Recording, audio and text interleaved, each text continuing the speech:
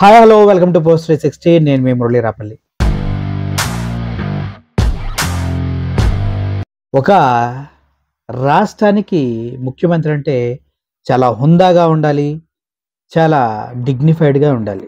కానీ రేవంత్ రెడ్డిని చూస్తుంటే అలా అనిపించట్లేదు.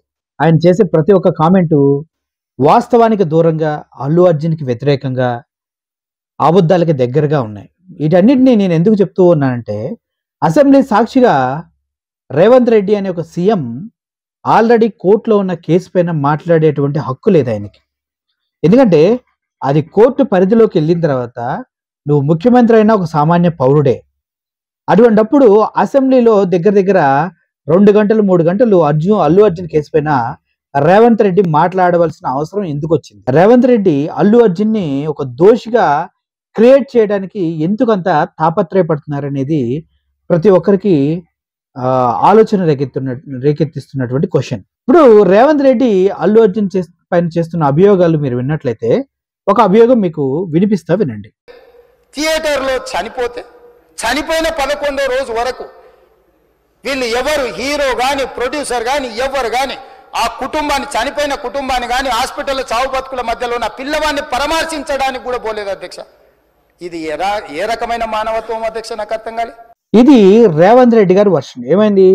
పిల్లోడు చనిపోయి, ఆవిడ రేవతి గారు చనిపోయి, పిల్లోడు హాస్పిటల్లో 11 రోజులున్నా కూడా ఏ ఒక్కరు వెళ్ళి పలకరించలేదు అధ్యక్ష అంటూ అసెంబ్లీ సాక్షిగా ఒక సీఎం క్యాండిడేట్, ఒక సీఎం మాట్లాడటం అనేది చాలా చాలా చాలా దురదృష్టకరమైన విషయం.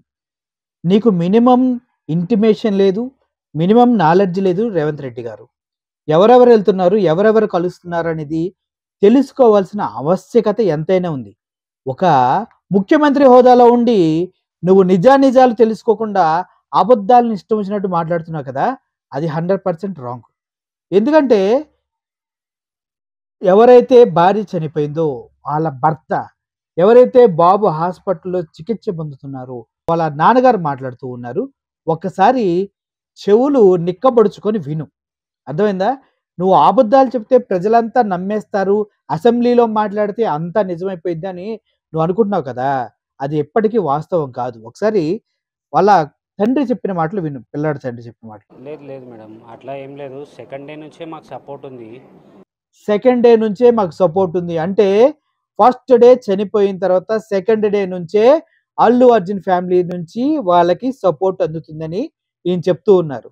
అర్థమవుతుందా రేవంత్ రెడ్డి గారు? అర్థమవుతుందా మీకు?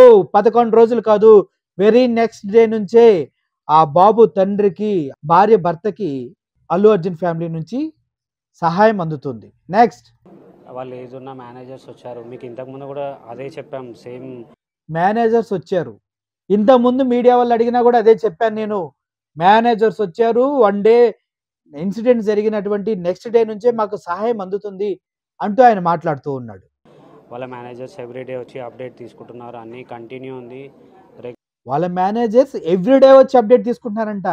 రేవంత్ రెడ్డి గారు, ముఖ్యమంత్రి గారు, మీరు అల్లు అర్జున్ ఎంత బ్లేమ్ చేయాలనుకున్నా కూడా తండ్రి ఇచ్చిన స్టేట్మెంట్ ముందు మీరు తలదించుకోవాల్సిందే రేవంత్ రెడ్డి. చూడండి ఏం మాట్లాడుతున్నాడు ఆయన. ఎందుకు అంత కక్ష అల్లు అర్జున్ అంటే మీకు? ఎందుకు ఇంత అబద్ధ ప్రచారం చేస్తూ ఉన్నారు ఆయన పైన?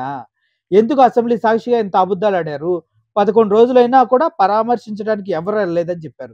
కానీ ఆయన ఏం చెప్తున్నాడు?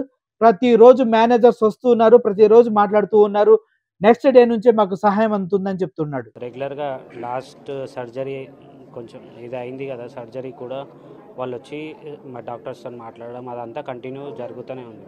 సర్జరీ అయినప్పుడు కూడా వాళ్ళు వచ్చి డాక్టర్స్తో మాట్లాడి దానికి సంబంధించిన ఫార్మాలిటీస్ అన్ని దగ్గరుండి చూసుకున్నారని చెప్తున్నారు.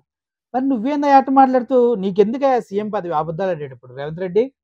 అసలు ఎందుకు నీకు పదవి? అబద్ధాలు ఎందుకు? ఎందుకు 50 మంది పిల్లలు చనిపోయారు, వాళ్ళ గురించి మాట్లాడకూడదు ప్రతిపక్షాలు ఎవరైనా కూడా అనేసి అల్లు అర్జున్ టాపిక్ బయట తీసుకొచ్చి పెట్టారు అంటున్నారు. అది కరెక్టేనా? మరి కరెక్ట్ కాకపోతే మీరు ఇంత పెద్ద అభియోగం వేశారు కదా, జగపతి బాబు గారు ఏమంటున్నారో ఒకసారి వినండి. అందరికీ నమస్కారం. ఒక క్లారిటీ కోసం ఈ ట్వీట్ పెడుతున్నాను. నేను షూటింగ్ నుంచి ఊరు నుంచి రాగానే వెంటనే హాస్పిటల్కి వెళ్ళాను.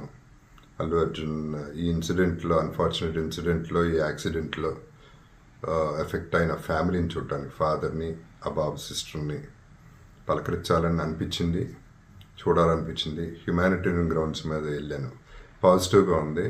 He might recover, this a very good chances, let's hope for the best అని, with all the peoples blessing and gods and goddesses అనేది చెప్పేసి భరోసా ఇచ్చి వచ్చాను. I wanted to go and అందరికంటే ఎక్కువ ఎఫెక్ట్ అయింది ఆ ఫ్యామిలీ కాబట్టి ఆ ఫ్యామిలీకి సపోర్ట్ ఇద్దాం అనే మై ఎక్స్టెంట్ సపోర్ట్. పబ్లిసిటీ చేయలేదు కాబట్టి, ఎవరికి తెలియలేదు కాబట్టి ఈ మాట వచ్చింది. అది I just clarified it. Thank you very much once again. నమస్తే. ఏమండి, జగపతి బాబు గారు వెళ్ళి చూసారంటండి. అల్లు అర్జున్ ఫాదర్ గారు వెళ్ళి చూసారండి. అలా టీం అంతా వెళ్ళి చూసారండి. ఇప్పుడు అల్లు అర్జున్ గారు వెళ్ళకూడదండి, మీకు తెలియట్లేదు, ఆల్రెడీ కేసు అయి ఉంది. కేసు అయ్యి డబ్బులు ఇచ్చి ప్రలోభ పెడుతున్నారని మళ్ళీ చేస్తారండి.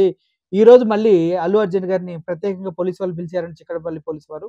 ఆ లాయర్ మాట్లాడుతూ ఇప్పుడు చెప్తున్నానండి, వాళ్ళ బంధువుల్ని వాళ్ళని ప్రలోభ పెడతానికి చూశాడు అల్లు అర్జున్ అని కొత్త కేసు ట్విస్ట్ చేస్తున్నారండి. ఇటువంటి జరగకూడదనేనండి అల్లు అర్జున్ని వాళ్ళ లీగల్ టీం రానివ్వలేదు అక్కడికి. అర్థమైందా అండి?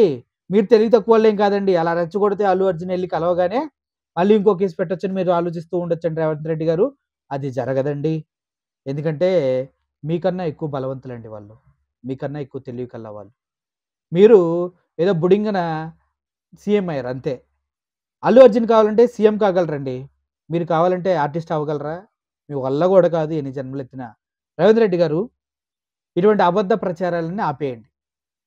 అల్లు అర్జున్ని వదిలేయండి. మీకు మీ పార్టీకి మంచి జరుగుతుంది. లేదు పట్టుకొని పీకుతాము, ఇలాగే లాగుతాము అంటే మాత్రం ఒక వారం తర్వాత విప్లవం నెక్స్ట్ రేంజ్కి వెళ్ళిపోతుంది గ్యారంటీగా. అటు ఇండస్ట్రీ నుంచి వెళ్తుంది, ఇటు ప్రజల నుంచి వెళ్తుంది. తర్వాత మీ పరిస్థితి ఏంటో ఆలోచించుకోండి. మీరున్న సీటు కూడా చిరిగిపోయే అవకాశాలు ఉన్నాయి. అసెంబ్లీ సాక్షిగా రేవంత్ రెడ్డి చెప్పిన అబద్ధాలని మీ ముందుకు తీసుకొచ్చే ప్రయత్నం చేస్తూనే ఉంటాం. Thank you so much. Thank you for watching this video. I am Murali signing off.